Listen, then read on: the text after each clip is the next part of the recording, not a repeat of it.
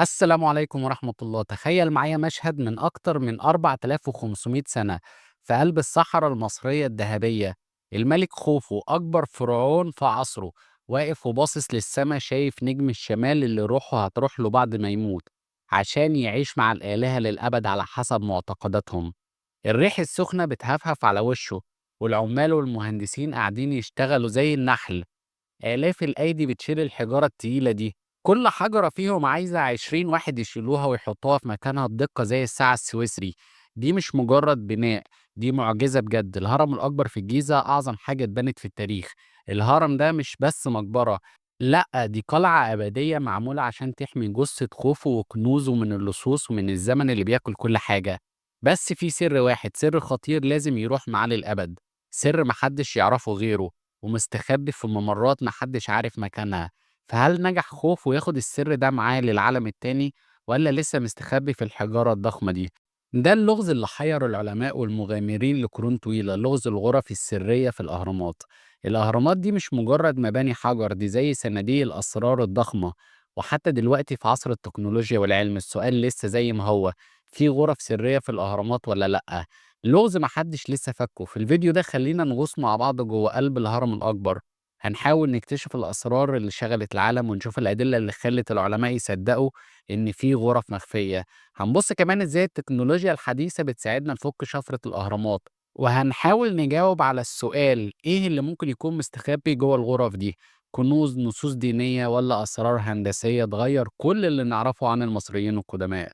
جهز نفسك لرحلة جوه التاريخ، يلا بينا. أول مرة دخلت فيها بعثة استكشافية الهرم الأكبر يمكن في القرن التاسع عشر، والناس بدأت تسأل في غرف سرية ولا لأ. تخيل ناس أجانب بمصابيح زيت ومعدات على قديمهم يتزحلقوا في ممرات ضيقة ومظلمة، وصوت رجليهم بيرن زي الأشباح.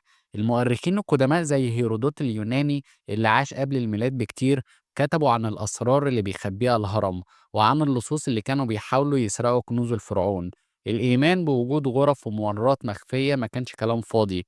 المصريين القدام كانوا دماغهم عالية في بناء المتاهات والمصايد عشان يحموا جبورهم. زي مثلا في وادي الملوك لقينا جدران مزيفة وأبواب حجر بتتحرك لوحدها.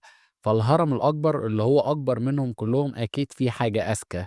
الهرم الأكبر نفسه رغم إننا فاكرين إننا عارفينه كويس، بس لسه في حاجات كتير مستخبية.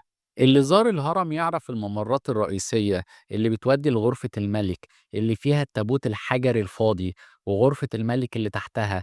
بس قليل قوي اللي يعرفوا عن الجراند جاليري، الممر الكبير ده اللي هو معجزة لوحده.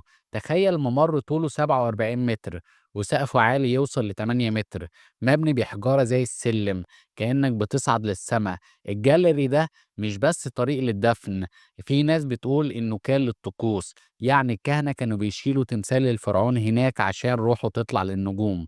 في كمان أنفاق صغيرة غامضة بتطلع من غرفة الملكة، ومحدش عارف بتودي فين.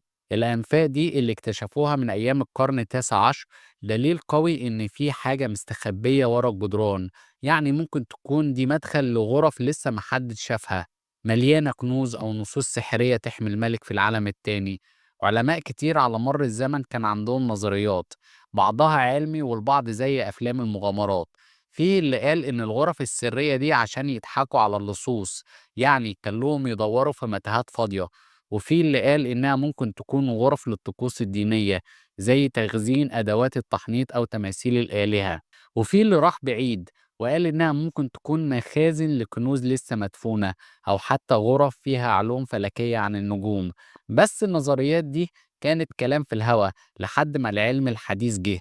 في القرن العشرين العلماء حاولوا يستخدموا موجات صوتية ورادارات أرضية بدائية عشان يكتشفوا فراغات جوه الهرم، بس الحجارة التقيلة كانت بتعرقل الإشارات، وده خلى الموضوع زي إنك تدور على إبرة في كومة قش. القفزة الكبيرة حصلت سنة 2015 لما بدأ مشروع إسكان أهرامات، وده مشروع عالمي كبير شارك فيه علماء من مصر واليابان وفرنسا. الهدف كان إنهم يشوفوا جوه الهرم من غير ما يلمسوه أو يخربوه. استخدموا تكنولوجيا خطيرة اسمها مسح الميون. إيه دي؟ ببساطة الميونات دي جسيمات صغيرة جدا جاية من الفضاء، من انفجارات النجوم البعيدة. الجسيمات دي بتقدر تخترق أي حاجة، حتى الحجارة اللي وزنها 80 طن. العلماء حطوا أجهزة مخصوصة جوه الهرم بتقيس عدد الميونات اللي بتعدي من الحجارة. لو الميونات زادت في مكان معين يبقى في فراغ أو غرفة فاضية، مش حجارة مليانة. التقنية دي مش جديدة قوي، استخدموها قبل كده في إيطاليا، بس هنا كانت أول مرة في الهرم الأكبر. في نوفمبر 2017 حصلت الصدمة الكبيرة. العلماء لقوا فراغ ضخم طوله 30 متر وعرضه 8 متر موجود فوق الجراند جاليري مباشرة. الاكتشاف ده كان زي قنبلة في عالم الآثار، اتنشر في مجلة نيتشر وخلى الناس كلها تتكلم. يعني بعد 4500 سنة لسه في حاجة في الهرم محدش عارفها. بس ايه اللي جوه الفراغ ده؟ ده السؤال اللي لسه ملهوش إجابة. في نظريات كتير بتحاول تفسر. في اللي بيقول إن الفراغ ده مجرد حاجة هندسية عشان يخففوا الضغط على الممرات اللي تحت، لأن الهرم وزنه 6 مليون طن وده وزن خرافي. وفي اللي بيقول إن ممكن يكون غرفة دفن تانية لخوفو أو حد من عيلته مليانة كنوز محدش لمسها. وفي اللي بيحلم أكتر وبيقول إنها ممكن تكون جزء من شبكة ممرات وأنفاق لسه محدش لاقاها. في 2023 لقوا ممر جديد اسمه ممر الوجه الشمالي طوله 5 متر خلف الشيفرون في واجهة الهرم الشمالية. في 2025 استخدموا موجات فوق صوتية عشان يتأكدوا منه، وده زاد اللغز. هل ده مدخل للفراغ الضخم ولا السر لوحده؟ الاكتشافات مش وقفت هنا. العلماء استخدموا تقنيات تانية زي الرادار المخترق للأرض اللي بيبعت موجات تشوف الفراغات، والمسح الحراري بالأشعة تحت الحمراء اللي بيظهر اختلافات الحرارة اللي ممكن تدل على ممرات مخفية. في 2016 لقوا بقع حرارية غريبة على الواجهة الشرقية، وده خلاهم يشكوا في أبواب سرية.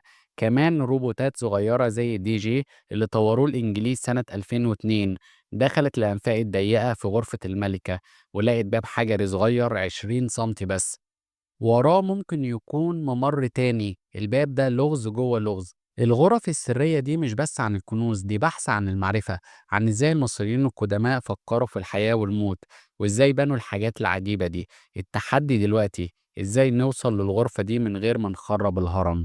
الهرم ده تراث إنساني مدرك في اليونسكو، وأي غلطة ممكن تبوظه للأبد. العلماء بيفكروا في روبوتات أصغر أو فتحة زي السنتيمتر عشان يدخلوا كاميرات.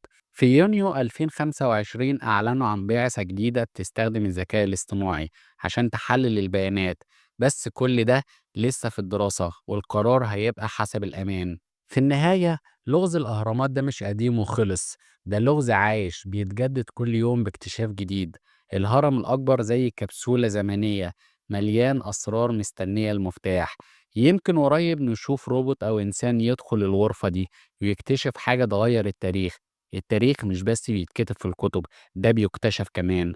والأهرامات لسه بتكتب قصتها، حجرة ورا حجرة، سر ورا سر. ايه رأيكم؟ تفتكروا في كنوز جوه الفراغ ده ولا بس تصميم هندسي؟ اكتبوا في الكومنتات، ولو عجبكم الفيديو ما تنسوش تعملوا لايك وسبسكرايب للقناة عشان يوصل لكم كل جديد. شكرا ليكم ونشوفكم في الفيديو الجاي على خير إن شاء الله.